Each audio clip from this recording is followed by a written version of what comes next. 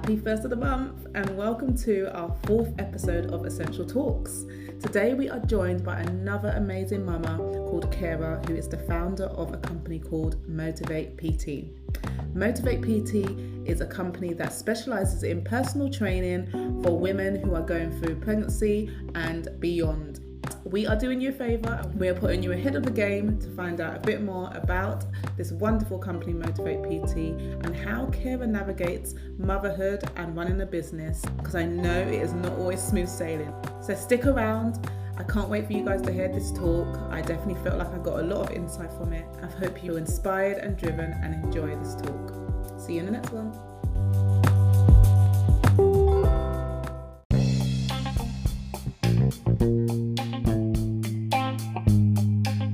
Honestly, that everything always works out in the exact order it needs to. And it's not the order you think is best for you. It's just going to be the order that it needs to. So figure it out every day. There's literally not a plan. No. And don't be hard on yourself. I think one thing as mums is just like, don't be hard on yourself. Life is hard enough. To work as a mum, I feel like everything is actually, it's a current running against you at all times. And so you're wading against that. And that really is the reality. And, you know, I'm saying that as a founder, even though it's my business and I can choose my hours, it's hard. Amazing, Kara, that I've got you on this call. I'm so happy for you to join me. I've come across your business, Motivate PT, and it looks amazing. It's something that I think I myself and many other mothers wish that they would have come across when they were pregnant, and probably if they are pregnant now or after they've had their little one, they'll probably be happy to hear a bit about it. So I think before we get started though, let's do some quick fire questions just so we can get to know another side of you aside from business.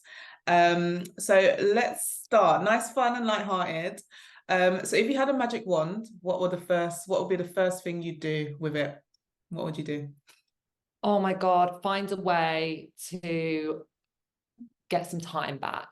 Honestly, I don't know about you, but it's like when you hit your 30s, maybe it's when you have kids. I'm not sure what the turning point is, but I feel like everything has just sped up and is going so fast. And maybe it's because you're seeing your kids now, like every birthday, every milestone, and it's just going too fast.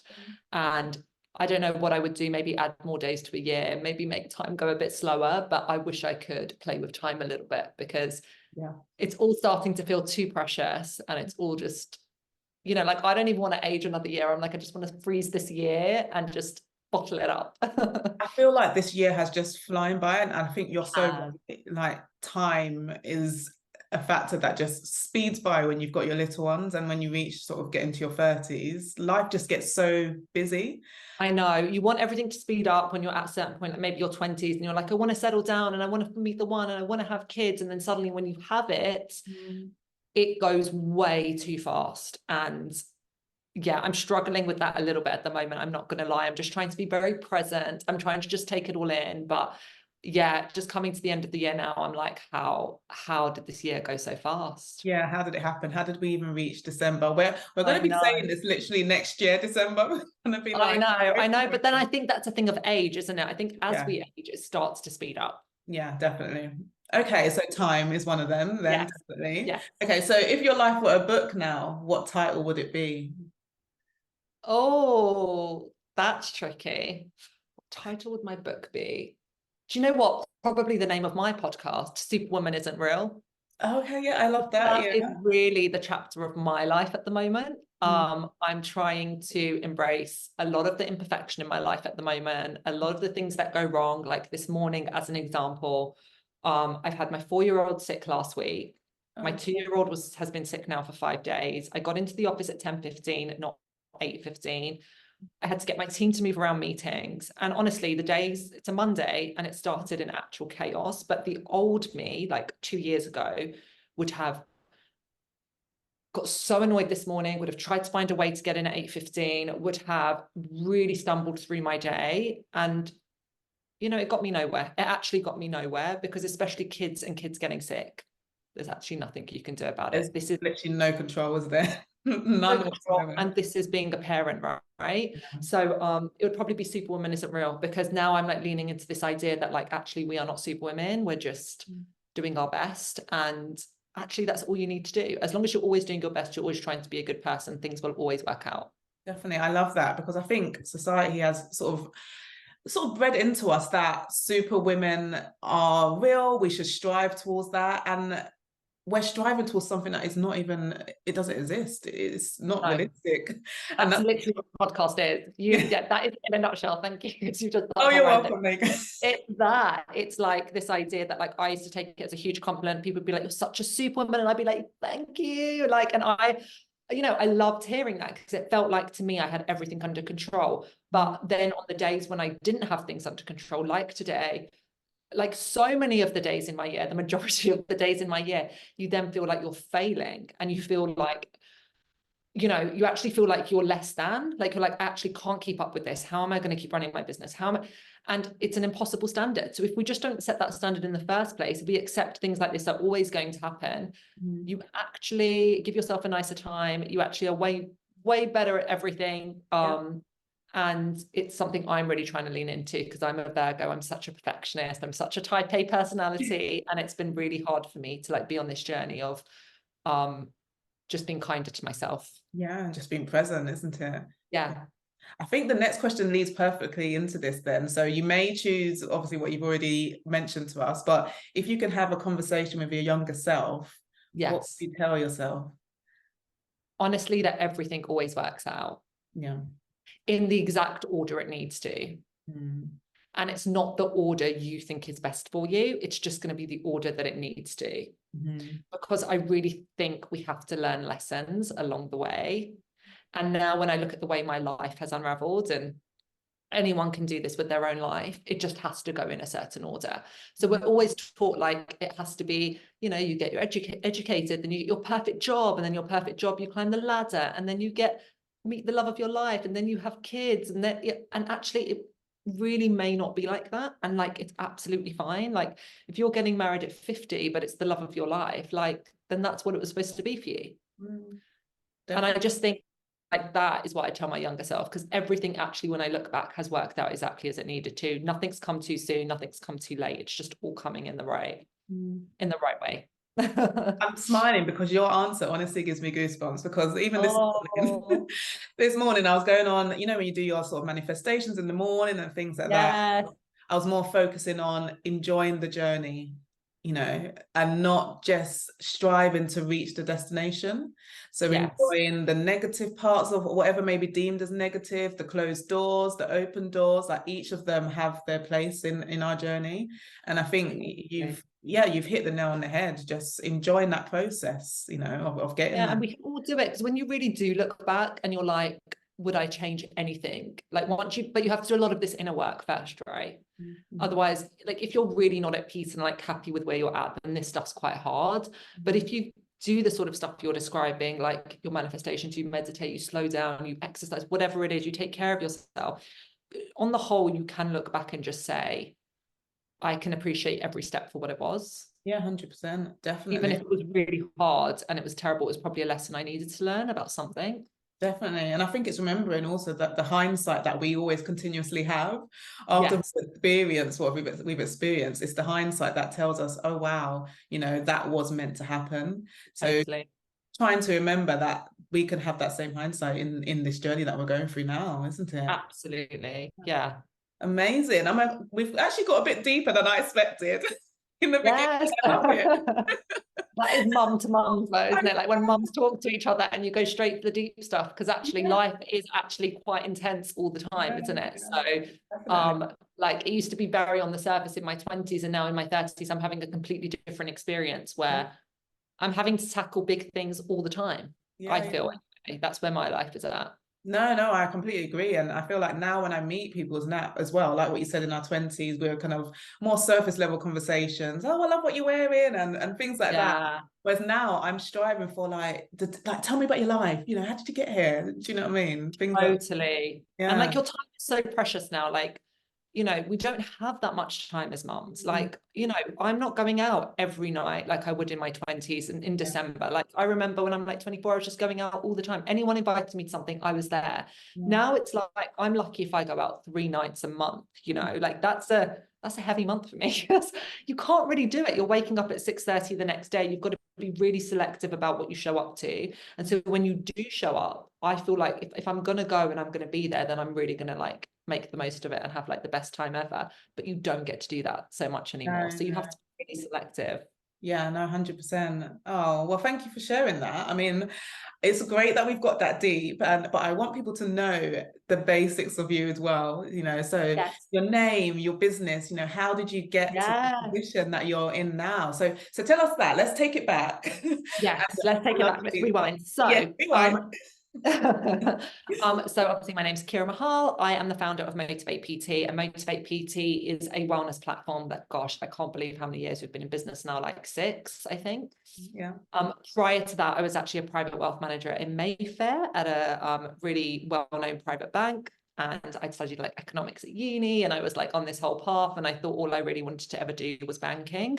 And banking was amazing. I mean, it taught me a lot. I'm really lucky for every job I've ever had, because it has literally created the person I am today. And so this is, again, what I mean about everything serves a purpose. It really does. But Motivate PT is now really for mums. It's run by a mum. I employ mums. So we've got around 36 personal trainers that are in our business today. London-based and global. Have our own tech platform. It's actually become a wellness tech business because so much of it is now run through tech. We have developers based out in India, and I have my team here in London in the office. And basically, we match women all over the world to their perfect personal trainer, basically in the click of a button. Amazing. So 50% of our customer base is online and global, and 50% of our customer base is in London. And we actually go to their homes to train them and work with them. We also work with companies, where we go into companies and train employees and staff, because I'm all about that. I'm all about, if you're going to bring people into the office, give them ways that they can actually cope with this. Yes, definitely. But the biggest thing for me was the shift we made about 3 years ago, where I made this really a female-centric business. I was like, I want to hire female personal trainers. So now 90% of my team is female. And most of them, as many as I can hire, are moms, because I know how hard it is to work as a mom. And so my biggest passions is to hire mums and give them actual flexible working hours and allow them to work from home with their child asleep in another room. They can do drop off and pick up. They're not missing out on key moments. And yeah, and 90% of our customer base on the private client side are also women. So we know everything about periods, about PCOS, about prenatal, postnatal, menopause. We're actually certified in pregnancy, which is rare in this industry. You have to have that certification to join my team. And yeah, about 3 years ago, I mean, we were servicing everyone. We had a huge client base, and I made the decision that I was going to pivot this business to something I was really passionate about. And it was the best decision I ever made, because I've never felt more aligned with my business. I love it. I mean, I didn't even know about, when I was reading up about your business, I didn't know about the aspect of your personal trainers actually being, you know, hiring mums and women as well, because your business, more or less, it's not just, you know, for the client, the person who's looking for the personal trainer, but you're servicing also your workers, the people who work for you as well. Absolutely. Amazing. And it's like, you know, fitness is a very male-dominated industry. Like, you walk into a gym, there's more and more like gyms that are being catered for women, but generally, if you're a personal trainer, you're normally in a normal gym, 1 out of like 5 or 6, and the others are men, right? Yeah. And especially when you're a mom, you cannot do these crazy shift hours that are like, you have to wake up at 5, open up at 6. Like, where are your children in all of this? And now that I'm a mom, I'm like, it's not possible. Like today, when my daughter was sick, this actually isn't possible. It's like to work as a mom, I feel like everything is actually, it's a current running against you at all times. And so you're wading against that. And that really is the reality. And, you know, I'm saying that as a founder, even though it's my business and I can choose my hours, it's hard. Like, it's really, really tough. And it always falls on our shoulders. And even if you have a super supportive partner, it still falls on your shoulders because generally the children want you, right? Yes. And I think mentally, as women, we just take on so much mentally, whether it's by force or just we just do that ourselves, genuinely to ourselves. You know, we just take on so much. Everything is exaggerated in our minds. You know, so something that maybe the father or a partner would see as a minuscule thing, we're kind of like, oh my gosh, I need to get this done. I need to do that. How are they feeling? You know, we just exaggerate a lot. So I think naturally we just take things on so much, don't we? We do. And, you know, I can see sometimes my partner really wants to help, but my daughter genuinely just wants me there. Like, especially if they're going through a hard time or they're sick, it's a different pull and a different connection. And so with all that, like sort of working against you, I was like, how do I create a really amazing place for women to work where actually, you know, generally if you're a mum and you're a personal trainer for me, and then I give you loads of mums to work with as your client base, there's an understanding there that's already ingrained.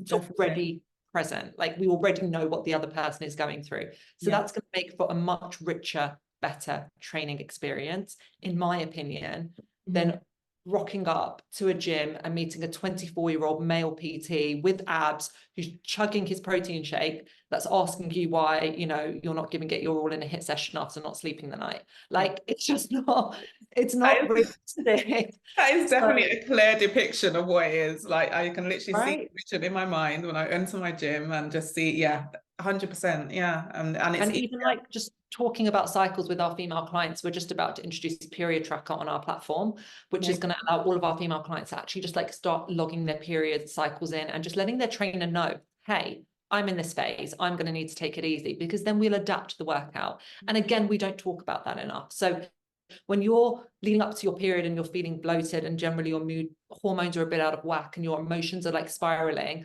you're going to need to change the way you're training. You're going to maybe need to be a bit kinder to yourself. You know, it's probably not going to be that results-based workout you're looking for, but it might just be a mindfulness, stretching, breathing, toning, resistance work type workout that you need at that time. Whereas when we come out of that whole period and, like, you know, our cycle's coming to an end, that's when you're going to see a spike in your energy and we might want to pick up a hit session. So we like to work with women through their cycles as well and actually go, there's nothing wrong with us. Actually, everything that's happening in our bodies is something we need to listen to. And if you don't feel like working out, that's probably the right thing for you. It's not to go and do an intense workout, but move in a different way. And you're going to feel better. So this is all the stuff we talk about, and this is the stuff that we're passionate about and that we like to shout about on our blog and in our sessions and in our consultations. We actually just try to get to this stuff straight away, because the better we understand ourselves, the better the results are going to be. 100%. So how did this passion come about? Like, what spurred this drive? I mean, tell me the story. Where did this drive? Honestly, it was a bit of a whim. And firstly, I didn't really understand what being an entrepreneur meant when I set out to be an entrepreneur. I think we have very idealized views of what being an entrepreneur is. Like, it's very glamorous and you just work a few hours a week and, you know, things just, sales just rocket in and, like, you know. Complete opposite, The complete opposite. It's the hardest thing you'll ever take on. And so I remember I was working banking. I lived in central London. I mean, I've been in central London since I was 18 for university. It's a very fast-paced life. I don't know any different because I've never not lived in London, but I know this is not normal, the way we live, work, socialize. And I just remember being in my mid-20s and I was going out for work events whenever I could. I said yes to everything. Firstly, that's my personality. So I probably brought this on a bit myself. But when you're at an event, socializing, drinking wine, eating late, probably eating like 9 p.m., getting in at 10:30 and then waking up to do it again at 6 o'clock the next day. It doesn't really matter what age you're at, but eventually that catches up with you. Oh yeah, definitely. And I remember just in my early 20s discovering fitness and just not really knowing my form, my technique. So I was doing a lot of things wrong. Like, I would do squats and get back pain. And I didn't understand why. And nobody in this busy class would ever correct me, right? Like, you're one of 25. No one's coming to put a hand on your shoulder to go, your form is terrible. And so then I was like, there's just a massive gap here because I genuinely want to know about my body. I know this is going to make me feel better because I can feel it already, but I actually don't know what I'm doing. And so we were like, this industry is so messy. There's so many personal trainers. A lot of them are really under supported. Like, nowadays, if you don't have an Instagram following of 10,000 people and you're a personal trainer, where are you going to go to get your clients? Like it's so competitive, right? Mm-hmm. And the funniest thing about our trainer team is we will spot talent, and half of our trainers don't even have Instagram, and they're the most talented trainers you'll ever meet. Wow. And so we were like, how do we get these trainers that are so gifted and talented, and their only North Star is helping women achieve better results, but they don't want to necessarily be a social media star, which is fair. Yeah. Not all of us do. How do we get them really busy? And on the same side, how do we help women that just really want to understand themselves better, have a safe space to do that? Definitely. That's not uncomfortable for them. It's not about putting on Lycra and walking into a gym floor that's really crowded and then trying to lift your first weight and potentially injuring yourself. Yeah, and the embarrassment. And the embarrassment. And I did it. I mean, I remember lifting weights once and I was not feeling well and I did my back in. And, you know, I actually thought it was something wrong with me. I was like, I'm maybe not I'm not somebody that can lift weights. And actually my form was completely off. There was nothing to do with that. Firstly, you don't train like that when you're ill. Secondly, you don't lift with incorrect form. You've got to tailor up your weights and all this sort of stuff that I know now. Yeah. So that's everything that sparked the idea. And I'm quite an impulsive person. So it moved very, very quickly. And I sort of connected the dots as I went. I didn't have the answers when I started out. Like I said, I was really naive. I thought being an entrepreneur just meant I'm an entrepreneur. It's all going to happen now. Maybe from the rooftops. I thought it was an announcement and then things start to happen. But no, it's a completely different journey. And I figured it out as I went along. But that inspiration was there at the beginning and it's still there for me today. It's the same truth still exists for me. How do we help the next customer connect with her body, get real results, find inner confidence, and make fitness like not just like, you know, we never talk about like the 6-week challenge or summer abs. You will never find this terminology anywhere in my business. For the last 6 years, not once have I done a before and after pic. I'm like we're like the unicorn in like where everyone else is doing one thing, we always do the opposite. For 6 years, we have never done a before and after pic. We've never spoken about summer bod, 6-week challenge, the abs challenge. We're more about how do you make fitness fit forever. Definitely. Yeah, and it's not about like the next year. It's about actually this needs to be with you forever if you want to live a really great life. Yeah, just a lifestyle, isn't it? You know, it's a lifestyle, exactly. So talking about lifestyle, I mean, motherhood is very much a part of that. So how do you go about combining the two? I mean, your entrepreneurial journey, your business, you've even got the podcast you spoke about briefly as well. How do you go about combining that without feeling like you're less than in both aspects? It's been such a challenge. Oh my gosh. I mean, firstly, like I said, I'm a bit of a type A personality. So I have been guilty of being a real workaholic. And that has meant I've missed out like on traditional maternity leaves. Like I've never had that. You know, few months after having both of my daughters, I was back at work. And so it's not something I want to preach and say that's the right thing to do.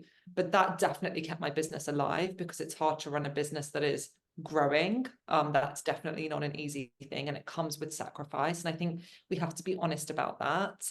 If you can't have it all. You've got to choose what bits of your life are going to have to suffer a little bit to get to the next stage. And that's one of the things that unfortunately I had to give up. Like I had to give up that maternity, didn't get 9 months at home, no work. You know, I had to go back to work because it was my company. But now I'm starting to get a better balance and I really want a better balance because my youngest is about to start school next year. And it's just, like I said, it's going too fast and it's taken a bit of time for me that to really sink in for me. Things like a 4-day work week, I think are really, really powerful and positive for mums if you can get that, because there's not enough time on a weekend. Like, let's just be honest about that. Like, it goes in a flash. It goes in a flash when your kids are getting older. Like I've got 2, one's now getting homework. There's things after school that you need to attend. I think just like looking at your working week and seeing, can I be as productive or maybe a little less productive, but I cut out things that aren't so important. And can I do that in 4 days or 3 days or whatever works for you as a mom? For me, exercising is my non-negotiable. Absolute non-negotiable, 2 to 3 times a week. I wish it could be more, but it can't right now. And I'm okay with that. So again, another thing we preach is it's just consistency over any type of perfection. Even if you think it's a terrible workout, it's not. It's probably exactly what your body needed. So 2 to 3 times, absolute non-negotiable that I will train. And what does that do for you, Kira, that workout? Like, does it boost your sort of motivation? Like, what does it do? Everything. For me, it's honestly like, when people like it will say to me, you're in shape, it's honestly not about physical. This is not a vanity project. For me, it's everything to do with the mental. Like, if I don't work out in 2 weeks, I will notice the effect that has on nearly everything in my life. My mood, my sleep, my relationships. I will be snappier. I will be more short with my husband. It's just a given. He knows when I'm not exercising. He urges me to do it. Get to the gym. The health of our relationship as well as my body, it's the best thing. And vice versa. Like, he also is really into fitness, and so we support each other on that, like, really wholeheartedly. I need him to exercise too. My business, gosh, it has a direct correlation with how my business performs. Because I get more clarity as a leader, I get quicker at decision making, I'm more sure of myself. For me, it's like, that's my biggest non-negotiable. Better than like eating well, anything is moving my body. And then if it's a really good week or a really good month, then alongside that, I will be eating really well. I'll be meditating daily. I'll be doing things for myself within that month, like self-care things that are just frivolous, like getting a facial or getting massages. I mean, that's the dream, right? As a mum, that you're the dream. all of that. But that's why I say that's a great month. Whereas this is just my non-negotiable. So in a really busy month where, you know, December is a great example of that. It's a short month, non-stop school events, lots of decision making in the office as we prepare for our busiest season, which is January onwards. This month, I'm probably not going to be going to get a facial, but I will be trying to get 2 to 3 times for exercise in a week. Yes, definitely. And if it's impossible for me to get that 3rd slot in, I will go for a really, really long walk. So I might need to go and pick up a school uniform or something, but I'll figure out a way that I can walk there because I live in central London, rather than getting a tube, just to get an hour of walking in that week. You know, I will just try and you do what you can as a mum. And again, just don't put so much pressure on yourself. Just do what you can. Yeah, definitely. And I think that leads perfectly on to the next question, actually. You know, if there's a mum who wants to start her fitness journey, or she wants to start some sort of, you know, project outside of motherhood, how would you tell her to go about doing that? So honestly, like that order, firstly, I would just say, I know personal training firstly is a luxury product. So I can't say to everybody, go get yourself a personal trainer. But if you can, obviously, I'm going to say that's where you start, because you're going to be with a professional. Your motivation doesn't matter when you're with a professional, because they're going to motivate you. They're going to book your times in, and you have to show up, right? So that takes out all of the stuff we do to ourselves mentally of, do I really have time? Oh, but I can't really do this. Like, I've got other things, there's laundry to do.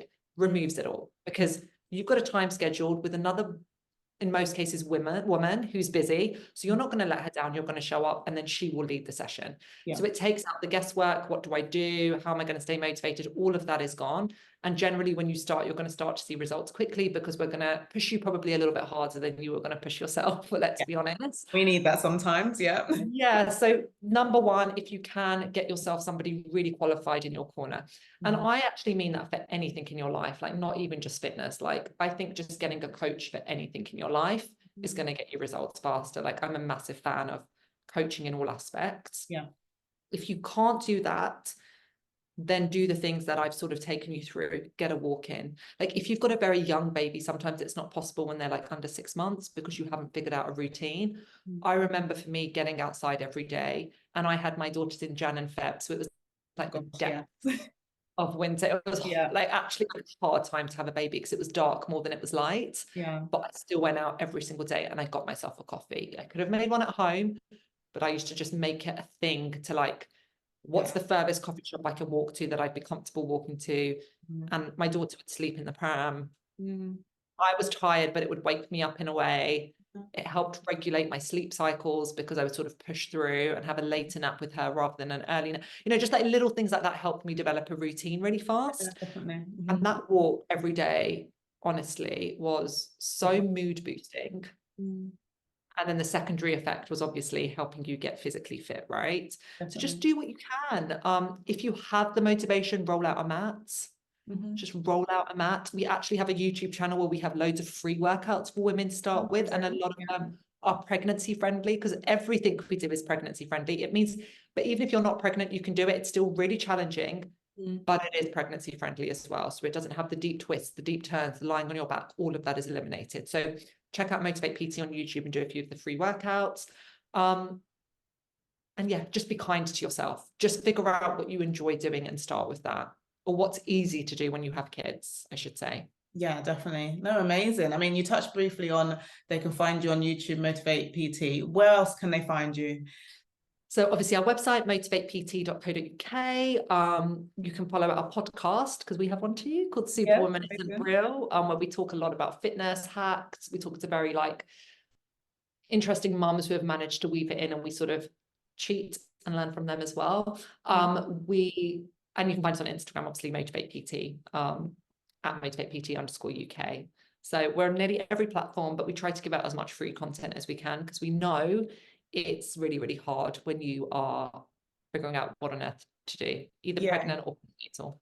Yeah, no, amazing. Oh, well, thank you so much, Kara, for your time. I mean, that's helped me a lot, and I'm sure it's helped a lot of other mums as well, you know, just to get on with their fitness journey, to give them that extra boost, that extra motivation. And I think seeing a mother like yourself, you know, just doing it, going for her entrepreneurial journey and just making it work, it will inspire others to just do the same. So just figure it out every day. There's literally not a plan. No. And don't be hard on yourself. I think one thing as moms is just like, don't be hard on yourself. Life is hard enough. Yeah. We don't need to like, you know, like just be kind to yourself. Yeah. Don't try to follow a set template, basically. There's no set template when it comes to motherhood. No. Just go with the flow and do what works for you. Absolutely. Oh, thank you so much. No problem. Thank you for having me.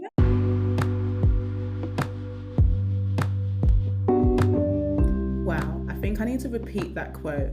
Everything works out, and it may not be in the order that you want it to, but it's in the order that is best for you. I absolutely love this chat with Kara, and I hope you guys did too. Please let me know your thoughts on this episode. Did you enjoy it? Also, let me know if there's any particular topics that you would like us to discuss going forward. But as always, ladies, I will see you on the 1st of April. Remember, we air on the 1st of every month, and I can't wait to show you what next month has in store. Take care.